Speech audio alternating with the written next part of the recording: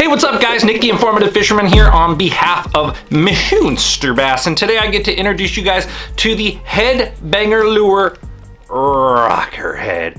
You most likely got that in your box, and I'll show you outside the box. This is a really unique deal here, guys. What this actually is a swinghead jig. Let that focus in there for you.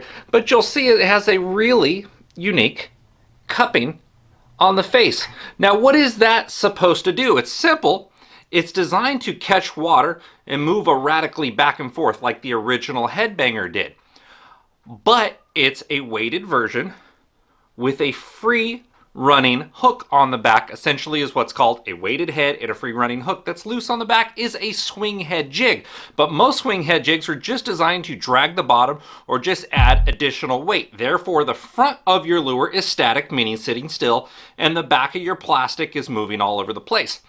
Essentially, there can be a problem there. It's simple. They focus on the movement on the rear end of your bait and grab it. This is why historically baits like chatterbaits have done really well, because there's movement in the front, movement in the back, and they see the bait as one and they get it. The only problem with the chatterbait is it can't really get down a lot of the time on the bottom in that heavier grass without getting hung up. So Headbanger designed that rocker head, which is pretty darn epic. This is a EWG hook right here, and it's custom with a slightly larger eye on it to where it allows that hook a ton of movement. And you can also see that they cupped that EWG to help hang on to your plastic a little bit more if you want to throw it into heavy cover. So you could just Texas rig your favorite plastic on there and you're gonna be good to go at that point. The nice part is, even if you do want to change it up and you don't want a Texas rig, you can pop that little split ring off the front and put any hook you want on there. Let's say you dull the hook over 50 fishing trips and you want to switch it out, or you want to throw a straight shank and be creative and put whatever you want on there. By all means, you can do that. So this makes your bait whole. Moves back and forth on the front, now gives the bait movement to whatever plastic you have on there. You're good to go. Now, I want you guys to look at something right here. That is a Biffle bug. Now, originally, these were put on swinghead jigs and drug along the bottom. Just slow roll it along the bottom. It looks like a crawdad just flurrying along the bottom. Tommy Biffle historically made that famous. That's why the Biffle bug plastic is there. But you can put any plastic you want on this Headbanger Rockerhead, like a D-bomb, a flipping bait, just like that. You can easily put that on there, and that boy will have all sorts of action. The cool part about it is this setup's so unique. No matter what plastic you put on there, it's going to do something different. Just the other day, I was fishing it with a Zoom fluke on the back.